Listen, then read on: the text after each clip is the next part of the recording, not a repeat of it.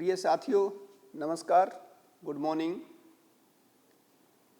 आज हम फिर से आपके साथ हैं एक नए कंसेप्ट 12 के साथ। आज हम आपसे चर्चा करेंगे एक ट्रायोलॉजी की, 3 ऐसे विषय जिन्हें हम आम जीवन में और फोरेंसिक साइंस में भी इस्तेमाल करते हैं, और वो है ट्रुथ के बारे में। तो साथियों, 3 प्रकार के ट्रुथ का मैं आपसे जिक्र करूंगा: my truth, your truth and the truth. तो अगर हम एक ट्रायंगल बनाएं और उस पर द ट्रुथ ऊपर लिखें और माई ट्रुथ और योर ट्रुथ उसके नीचे की जो 2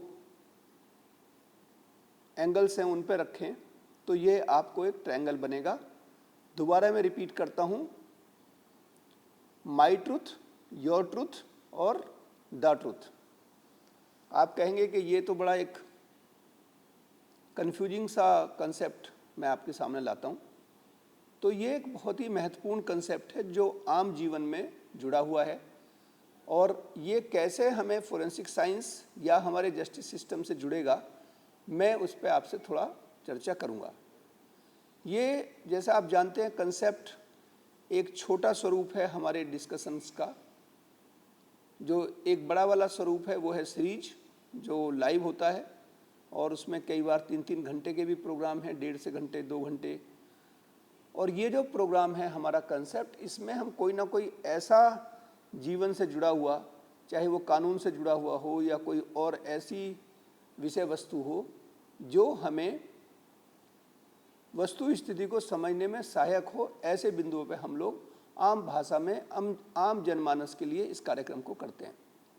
ये एक अवेयरनेस का प्रोग्राम है, एक जस्टिस सिस्टम को बेहतर करने के लिए आम नागरिक की क्या भूमिका है, कैसे हम अधिकारों के बारे में सचेत हों, इसका एक ये प्रयास है। तो साथियों, चलते हैं my truth, your truth and the truth. अगर हम इसको देखें तो जो पूरा का पूरा, मैं इसको समझाने के लिए आपको पहले इसकी थोड़ी उत्पत्ति पे चलता हूँ।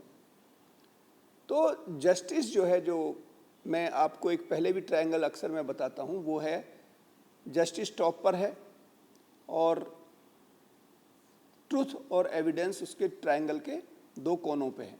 और हमारा जो ये इंस्टीट्यूट है, Uttar Pradesh state institute of forensic science, उसका अगर आप लोगो भी देखेंगे तो उसमें भी मैंने इन 3 जो विषय हैं, जस्टिस, ट्रुथ और एविडेंस, इसी को शीर्ष पर रखा हुआ है। और मैं हमेशा ये कहता रहता हूँ कि अगर हम जस्टिस को प्राप्त करना है, जस्टिस हमें समाज में स्थापित करना है, तो हमें ट्रुथ को तलाशना होगा, और ट्रुथ को तलाशने के लिए हमें अच्छी क्वालिटी का एविडेंस होना चाहिए। ये एक हमारी मूलभूत आवश्यकता है। तो अगर हम कोर्ट प्रोसेस को देखें साथियों, तो कोर्ट में एक जज साहब होते हैं जो अपनी ऊंची चेयर पे बैठते हैं। एक तरफ जो अभियोजन पक्ष है, प्रोसिक्यूशन है, जिसे हम सरकारी वकील कहते हैं, एक तरफ वो बोलते हैं, और दूसरी तरफ जो बचाव पक्ष है या डिफेंस के लॉयर हैं वो होते हैं। तो 3 व्यक्तित्व होते हैं कोर्ट प्रोसीडिंग में: जज, प्रोसिक्यूशन और डिफेंस। तो अगर उसमें एक व्यक्ति कोई अपना पक्ष रखता है तो उसको मैं कहना चाहता हूँ माई ट्रुथ, और जो उसके अपोजिट में है, जैसे वो डिफेंस का लॉयर हो सकता है, तो उसको क्या कहा जाएगा? Your truth.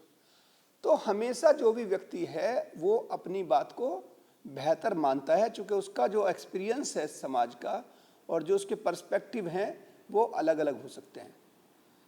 क्यों? चूँकि समाज जो है वो गतिशील है, डायनेमिक है, इसलिए कानून भी गतिशील है। और जब समाज गतिशील है, कानून गतिशील है, तो जस्टिस भी स्टैटिक नहीं हो सकता। यानी कि कई बार ऐसी भी परिस्थितियां होती हैं कि न्याय भी समय के साथ अपना स्वरूप बदलता है। तो इसमें अब एक ये प्रश्न उठा कि क्या ट्रुथ एब्सोल्यूट है? क्या समय और काल के साथ जो सच्चाई है वो बदल सकती है या वो स्टैटिक रहेगी? ये एक बड़ा सवाल है। तो साथियों, ये एक फिलॉसफी का भी सवाल है। इसको तलाशने के लिए, सत्य की खोज के लिए हमारे जो पुराने दार्शनिक रहे हैं, चाहे भारतवर्ष के हों चाहे विदेश के हों, उन्होंने इस पे काफ़ी विचार विमर्श, मंथन और रिसर्च की है। आप अगर पुराने इतिहास में जाएं तो एरिस्टोटल, प्लूटो, नीशे, हमारे अपनी जो ग्रंथ हैं भारतीय संस्कृति के, उनमें सत्य के बारे में काफ़ी चर्चा की गई है। तो सत्य जो है साथियों, वो कभी भी एब्सोल्यूट नहीं हो सकता, वो हमेशा रिलेटिव होता है। लेकिन कुछ चीज़ें सत्य एब्सोल्यूट भी हो सकता है अगर हम अपवाद के तरह से देखें। जैसे कि सूरज हमेशा कहाँ निकलता है? ईस्ट में निकलता है, ये एक ध्रुव सत्य है। तो कुछ चीज़ों को अगर हम, जो प्रकृति की चीज़ें हैं, अगर हम उनको छोड़ दें तो सत्य भी समय के साथ परिवर्तनशील हो सकता है, उसमें एब्सोल्यूटिज्म होना कोई आवश्यक नहीं है। इसलिए इस कंसेप्ट को हम क्या कहते हैं? Truth relativism. ठीक है। अब हम थोड़ा कोर्ट की दिशा में आते हैं, जो हम न्यायिक प्रक्रिया की दिशा में आते हैं। चूँकि हम ये मानते हैं कि जो हम न्याय करते हैं, जो न्यायिक व्यवस्था है, वो हमारी कोर्ट में चलती है, न्यायालय में चलती है।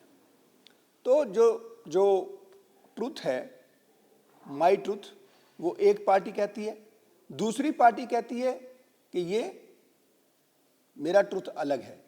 तो जरूरी नहीं है कि जो एक पक्ष किसी ट्रुथ को मानता है दूसरा भी उसी को माने।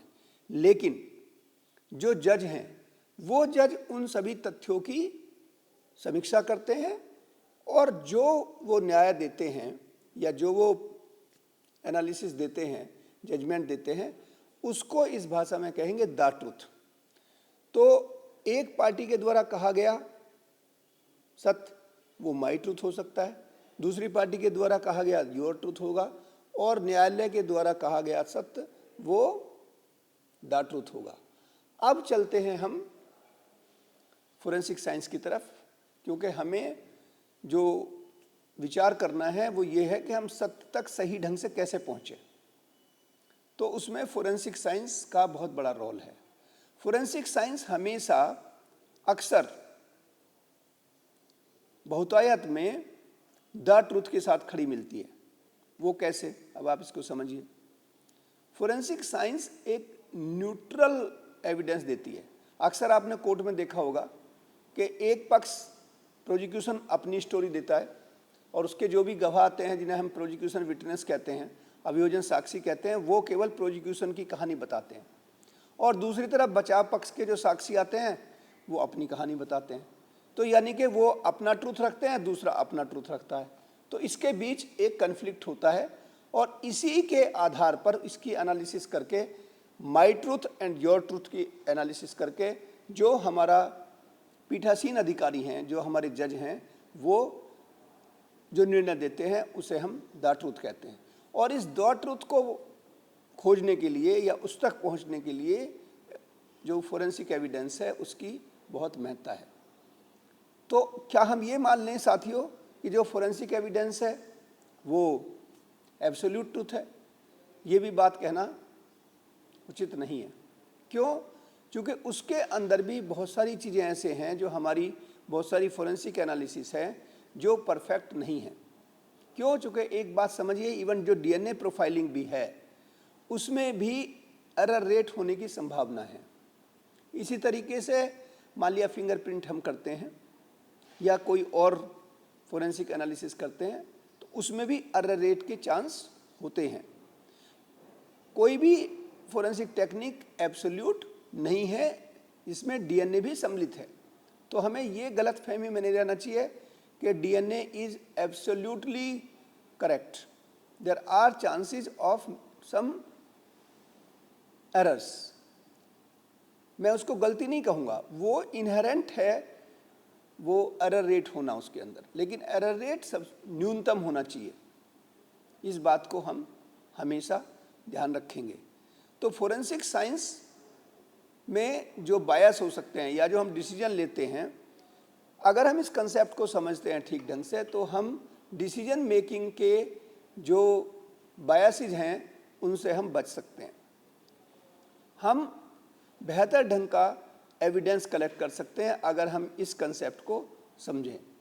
और हम जीवन में भी अगर हम ये समझें कि भाई एक व्यक्ति के जो अनुभव हैं जीवन के, जो उसकी समझ है, उसके मुताबिक वो अपना पक्ष रखता है, उसका सत्य अलग हो सकता है, दूसरे व्यक्ति का सत्य अलग हो सकता है।